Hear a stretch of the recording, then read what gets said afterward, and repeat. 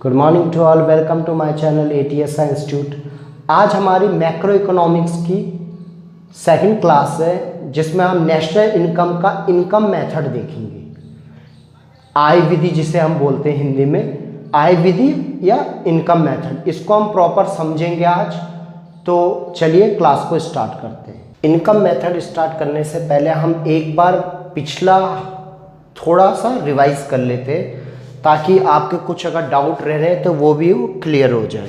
तो जैसे मैंने आपको बताया था कि हमारी जो GDP MP होती है, gross domestic product at market price, सकल घरेलू उत्पाद बाजार कीमत पर, अगर हम उसमें डेप्रिसिएशन उससे लेस करते हैं, डेप्रिसिएशन मतलब मूल्यह्रास, उसको अगर हम लेस करते हैं तो हमारा क्या निकल के आता है, NDP MP। NDP MP मतलब net domestic product at market price. ठीक, जब हमारा NDP कैलकुलेट कर लेते उससे हम लेस करते net indirect tax. Net indirect tax का मतलब होता है शुद्ध अप्रत्यक्ष कर। देखिए, शुद्ध अप्रत्यक्ष कर जो है हमारा, वो इनडायरेक्ट टैक्स होता है जो कंपनियों द्वारा गवर्नमेंट को पे किया जाता है। इनडायरेक्ट टैक्स, डायरेक्ट टैक्स नहीं। इनडायरेक्ट टैक्स पे कंपनी करती है मगर उसका बर्डन सारा हमारे ऊपर आता है। जैसे आपने GST सुना है, VAT, service tax, sales tax, custom duty, excise duty, ये सारी चीज़ें जो है हमारी क्या थी, इनडायरेक्ट टैक्स। मैंने लास्ट वीडियो में डिटेल में आपको बताया, एक बार आप उसको रिपीट करके देखना। तो इन शुद्ध अप्रत्यक्ष का नेट इनडायरेक्ट टैक्स क्या होता है, वो होता है इनडायरेक्ट टैक्स माइनस में क्या, सब्सिडी। इनडायरेक्ट टैक्स मतलब अप्रत्यक्ष कर माइनस आर्थिक सहायता। सब्सिडीज को क्या बोलते हैं, आर्थिक सहायता, जो गवर्नमेंट से कंपनियों को मिलती है। उन दोनों का जो डिफरेंस होता है वो नेट इनडायरेक्ट टैक्स होता है।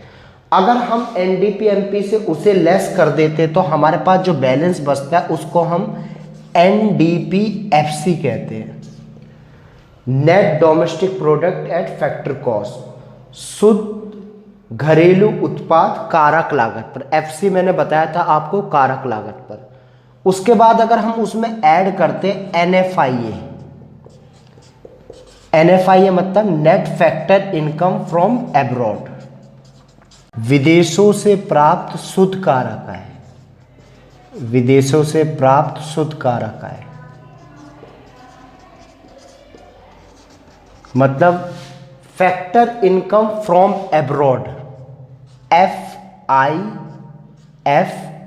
FIFA, minus factor income to abroad, FIFA minus FITA.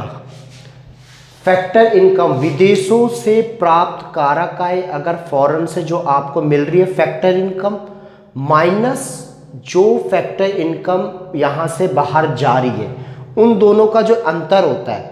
Factor income उसे कहते हैं जो हमने अर्न की है, जैसे सैलरी, रेंट, प्रॉफिट, इंटरेस्ट, ये सब क्या होती है, फैक्टर इनकम, कारक आय होती है। तो जो लोग बाहर हमारे देश के रह रहे हैं वो यहाँ लेके आ रहे हैं, और जो हमारे देश में जो बाहर फॉरेनर रह रहे हैं या कंपनीज फॉरेनर है वो यहाँ से ले जा रही है। तो उन दोनों का जो डिफरेंस होता है उसको हम NFIA कहते हैं। तो उसको हम अगर NDP FC से ऐड कर देंगे तो हमारा क्या निकल के आएगा, NNP FC, जिसको हम क्या बोलते हैं, राष्ट्रीय आय, national income, net national product at factor cost. इससे पहले जो हमारी इनकम थी वो क्या थी, डोमेस्टिक थी। तो इससे हमारी जो इनकम निकल के आई वो क्या हो गई, हमारी नेशनल हो गई, राष्ट्रीय हो गई। ठीक, तो इसको हम क्या बोलते हैं, राष्ट्रीय आय, या full forms net national product at factor cost, शुद्ध कारक, शुद्ध राष्ट्रीय उत्पाद कारक लागत पर। ठीक है, अब हम अगर ये पॉइंट क्लियर हो गए तो अब हम स्टार्ट करते हैं इनकम मेथड। ठीक, नेशनल इनकम को कैलकुलेट करने के 3 मेथड होते हैं। एक होता है हमारा वैल्यू एडिशन मेथड, जिसको हम प्रोडक्ट मेथड भी बोलते हैं, प्रोडक्ट मेथड या उत्पादन विधि। दूसरा होता है हमारा इनकम मेथड, इनकम मेथड या आय विधि। और तीसरा होता है हमारा एक्सपेंडिचर मेथड, व्यय विधि। हम किसी भी मेथड से नेशनल इनकम कैलकुलेट करें, हमारा जो आंसर आएगा वो क्या आएगा, सेम आएगा। चाहे हम प्रोडक्ट मेथड से करें, चाहे इनकम मेथड से करें, चाहे क्या एक्सपेंडिचर मेथड से करें, क्योंकि इससे जो हमारा एग्रीगेट आउटपुट निकलता है, जो कंट्री का आउटपुट निकलता है वो सेम होता है। आउटपुट का मतलब नेशनल इनकम ले लो या आप प्रोडक्शन ले लो। जैसा आप मान के चलो इंडिया की नेशनल इनकम यूएसए के मुकाबले काफ़ी कम है। क्यों कम है? इसका मतलब ये नहीं है कि वहाँ लोग ज़्यादा पैसा कमा रहे हैं, इसका मतलब ये है कि वहाँ की जो इकोनॉमी है वो ज़्यादा गुड्स प्रोड्यूस कर रही है, सर्विसेज प्रोड्यूस कर रही है, चाहे वो अपनी कंट्री में बेच रही है चाहे बाहर बेच रही है। किसके मुकाबले? इंडिया के मुकाबले। उनके गुड्स और सर्विसेज की ज़्यादा डिमांड है हमारे मुकाबले, इसलिए हमारी इकोनॉमी या हमारी जो नेशनल इनकम है वो किसके मुकाबले कम है? उनके मुकाबले। अगर हमारे प्रोडक्ट की डिमांड ज़्यादा हो जाएगी या हम ज़्यादा गुड्स प्रोड्यूस करने लग जाएंगे तो हमारी नेशनल इनकम क्या हो जाएगी? उनसे हाई हो जाएगी। ठीक, तो नेशनल इनकम कैलकुलेट करने का मतलब ये है कि एक कंट्री के अंदर जितने भी गुड्स और सर्विसेज का प्रोडक्शन होता है एक फाइनेंशियल ईयर में, फाइनल गुड्स का, उतनी ही हमारी इनकम बनती है, और जितनी हमारी इनकम बनेगी उतनी हमारी एक्सपेंडिचर मेथड से एक्सपेंडिचर होंगे, और जो हमारे एक्सपेंडिचर होगी वो दोबारा से क्या होता है? उतने ही गुड्स का क्या होता है? प्रोडक्शन। आप जितने भी गुड्स कंज्यूम करते हो, एक सिंपल मेथड, उतनी आप इनकम कमाओगे। जब इनकम करोगे तो उसको खर्च करोगे तो फिर क्या होगा? दोबारा से गुड्स का प्रोडक्शन होगा। तो मतलब ये है कि मेथड कोई भी हो मगर नेशनल इनकम क्या आएगी? हमारी एक ही आएगी। ठीक, तो सबसे पहले हम लेके चल रहे हैं इनकम मेथड। इनकम मेथड जब हम कैलकुलेट करते हैं तो उसमें हमें कैलकुलेट करना होता है एनडीपीएफसी। एनडीपीएफसी जो मैंने आपको बताया था, शुद्ध घरेलू उत्पाद कारक लागत पर, net domestic product at factor cost. हम ये देखते कि एक फाइनेंशियल ईयर में हमने नेट कितनी इनकम अर्न की है, इसलिए शुद्ध यूज हो रहा है नेट। डी का मतलब डोमेस्टिक, कि एक कंट्री की बाउंड्री लाइन के अंदर हमने कितनी इनकम अर्न की है। इसमें हम अभी फॉरेन में जो हमारे लोग रह रहे हैं उनकी इनकम को ऐड नहीं कर रहे, या जो हमारे यहाँ फॉरेनर रह रहे हैं उनकी इनकम को एक्सक्लूड नहीं कर रहे। जो कंट्री के जो टेरिटरीज है उसके अंदर जितनी भी हमने इनकम अर्न की होगी उसको हम शो करेंगे, जो एक देश की सीमा के अंदर कर रहे हैं। और एफसी का मतलब कारक लागत, फैक्टर कॉस्ट। फैक्टर कॉस्ट का मतलब है कि जिसमें हम टैक्स को छोड़ के जो भी हमारी इनकम होती है उसको इंक्लूड करते हैं। टैक्स किसकी इनकम है? गवर्नमेंट की। उसको छोड़ के जो भी इनकम है, चाहे वो प्रॉफिट है, सैलरी है, वेजेस है, रेंट है, वो किसी न किसी पर्सन की है, और वो किसका पार्ट होती है? हमारी इनकम मेथड का पार्ट होती है। ठीक, तो अगर मान लीजिए अगर कोई कंपनी 100 रुपये अर्न कर रही है तो सबसे पहले क्या करेगी? वो कंपनसेशन टू एम्प्लॉइज दे रही है, कर्मचारियों का पारिश्रमिक। पहला पॉइंट है इसका, कर्मचारियों का पारिश्रमिक का मतलब ये होता है कि अपने वर्करों को सैलरी देगी, मजदूरी देगी, सैलरी देगी, तनख्वाह देगी। तो उसका पहला पॉइंट क्या है हमारा? सैलरी एंड वेजेस, वेतन और मजदूरी, कर्मचारियों का पारिश्रमिक। दूसरा जो है एनी कैश अलाउंस, कोई नगद भुगतान, किसके द्वारा? एम्प्लॉयर, मालिक के द्वारा। अगर आपका एम्प्लॉयर कोई भी कैश अलाउंस दे रहा है आपको तो वो भी किसका पार्ट है? कंपनसेशन टू एम्प्लॉयज का। दूसरा जो है हमारा एनी काइंड फैसिलिटी या any payment in kind. Kind का मतलब होता है वस्तु के रूप में भुगतान, ये वस्तु या सेवा के रूप में भुगतान।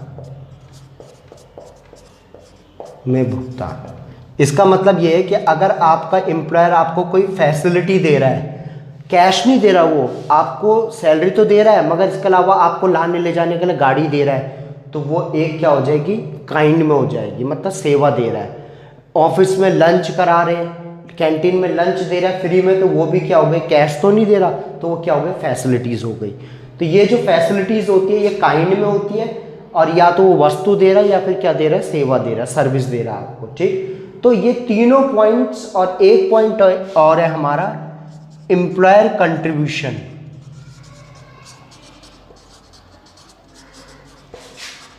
इन सोशल वेलफेयर, मालिकों द्वारा सामाजिक सुरक्षा में योगदान।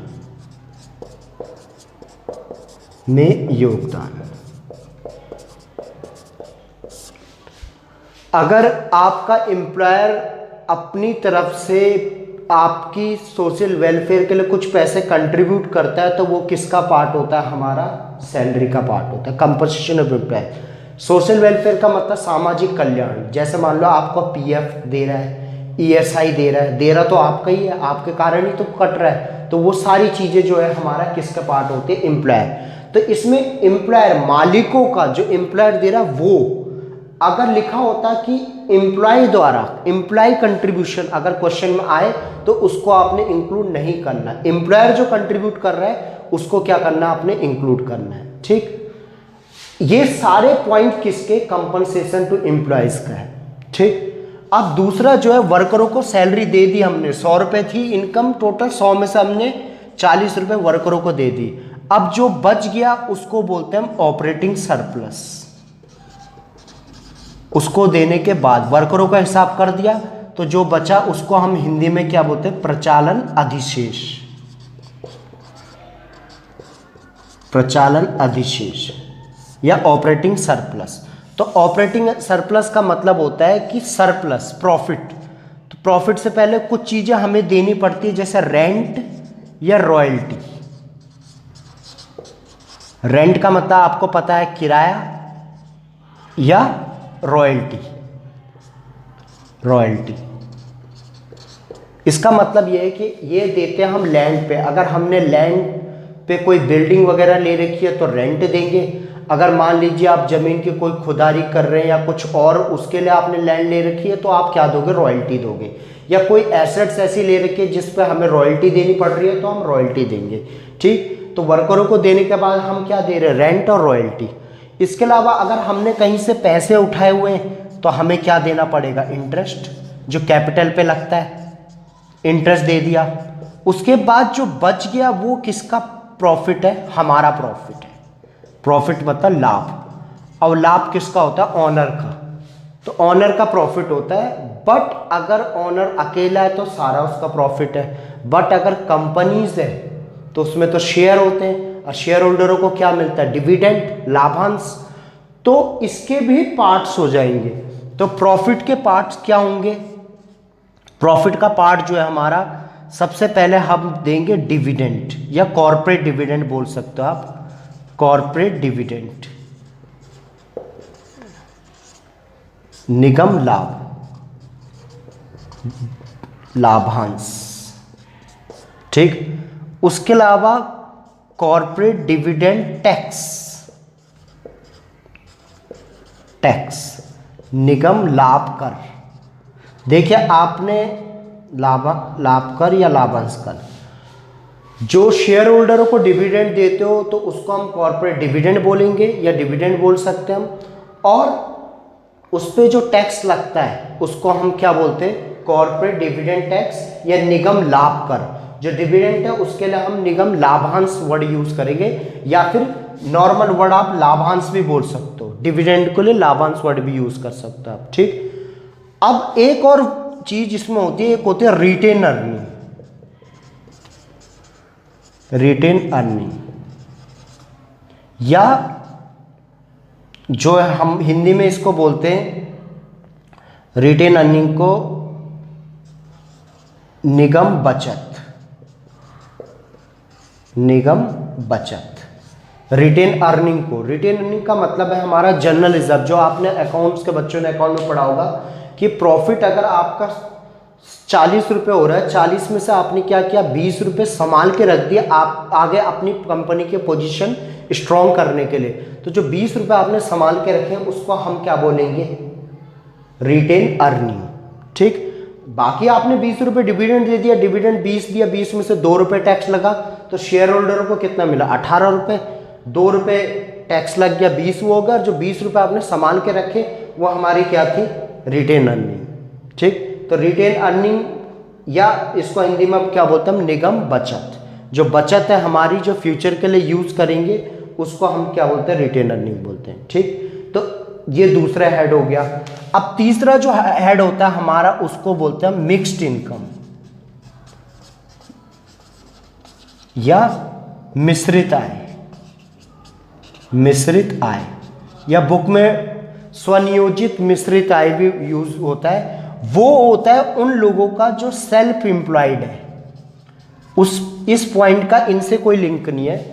इसका मतलब ये है मिक्स्ड इनकम या मिश्रित आय का मतलब ये है आपका कि अगर कोई पर्सन है, आपका अपना खेत है, आपकी अपनी फैमिली काम कर रही है उस पर, आपने उस पर पैसा लगाया हुआ है, तो इसका मतलब सब कुछ आपका अपना है। तो उस केस में आप ऐसे डिवाइड तो नहीं कर सकते, सब कुछ क्या है हमारा मिक्स है, तो उस केस को क्या बोलते हैं हम, मिक्स्ड इनकम बोलते हैं। ठीक, या कोई डॉक्टर है या कोई सेल्फ एम्प्लॉयड पर्सन है तो उसकी इनकम मिक्स होती है, वो अलग अलग नहीं कर सकता डिवाइड, तो वो केस होता है हमारा क्या, मिक्स्ड।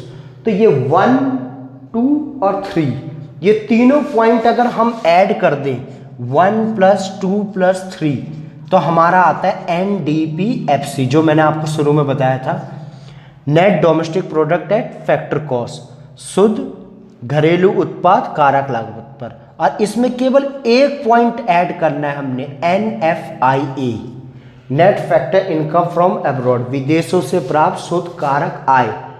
तो जो हमारा आंसर आएगा वो क्या निकल के आएगा, NNPFC, राष्ट्रीय आय। राष्ट्रीय आय, नेशनल इनकम, इसी को क्या बोलते हैं हम, नेशनल इनकम बोलते हैं। केवल एक स्टेप चलना है, NDPFC में हम ऐड करेंगे NFIA तो सीधा कहाँ पहुँच जाएंगे हम, नेशनल इनकम पे पहुँच जाएंगे। ठीक, तो ये पॉइंट क्लियर हो गया कि नेशनल इनकम पे पहुँचने के लिए हम केवल क्या कर रहे हैं, एक स्टेप चल रहे हैं, NFIA ऐड कर रहे हैं और NNPFC हमारा नेशनल इनकम आ जाएगा। अब पॉइंट क्या ध्यान रखने, अगर आपको क्वेश्चन में कंपनसेशन टू एम्प्लॉयज दिया हो, कर्मचारियों का पारिश्रमिक दिया हुआ है, तो आपने इन पॉइंट्स को इग्नोर करना है, नहीं लेना, केवल एक हेड ये ले लेना है। अगर ये 50,000 दिया हुआ है और ये भी दिए हुए तो आपने इनको नहीं देखना। ठीक, अगर आपको ऑपरेटिंग सरप्लस प्रचालन अधिशेष दिया हुआ है तो आपने इन सब में से किसी को भी नहीं लेना, सीधा बस ऑपरेटिंग सरप्लस लेना है। ठीक है, तीसरा मिक्स्ड इनकम का तो कोई सब हेड होता नहीं है, तो वो अगर दिया होगा तो 1, 2, 3 3 पॉइंट, तीनों को ऐड करो, NDPFC आया, उसके बाद NFI ऐड करो तो क्या आ गया, NNPFC आ गया। हो गया क्लियर। बट अगर मान लीजिए अगर ये हेड नहीं दिया आपको क्वेश्चन में, कंपनसेशन टू एम्प्लॉय कर्मचारियों का पारिश्रमिक नहीं दिया हुआ, तो हम क्या करेंगे, हम ये पॉइंट देखेंगे कहाँ कहाँ गिवन है, तो इनको हम ऐड करके क्या बन जाएगा, कंपनसेशन टू एम्प्लॉयज। फिर हम ऑपरेटिंग सरप्लस के लिए इनको देखेंगे, rent, interest, profit. Rent, interest, मतलब ये 3 पॉइंट देखेंगे। और अगर प्रॉफिट दिया हुआ है, लाभ दिया हुआ है, तो इन तीनों पॉइंटों को इग्नोर करेंगे, क्योंकि इन तीनों को ऐड करके ही हमारा प्रॉफिट हो रहा है। ठीक, तो हम इन तीनों को देखेंगे, क्या निकल जाएगा, प्रचालन अधिशेष, ऑपरेटिंग सरप्लस, और तीसरा पॉइंट क्या है हमारा, मिक्स्ड इनकम। तो 1, 2, 3 ये तीनों ऐड करा तो हमारा क्या निकल गया, NDPFC, और उसमें NFI ऐड करके नेशनल इनकम निकल गई। तो ये हमारा कौन सा मेथड है, इनकम मेथड। आई होप आपको समझ आ गया होगा। बेशक कुछ अभी डाउट्स निकलेंगे, बट 1-2 बार अगर आप रिपीट करके देखेंगे तो आपको लगभग समझ आ जाएगा।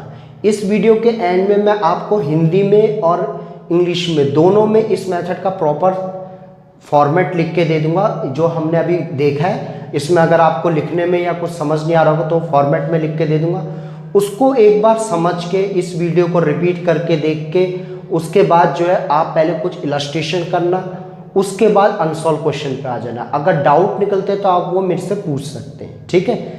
बाकी जो है हम मिलते हैं नेक्स्ट वीडियो में, और उससे पहले हमेशा की तरह रिक्वेस्ट है कि प्लीज़ इस वीडियो को लाइक कीजिए, शेयर कीजिए, और जो न्यू यूज़र्स है वो उसे सब्सक्राइब कीजिए। चलिए मिलते हैं नेक्स्ट क्लास में।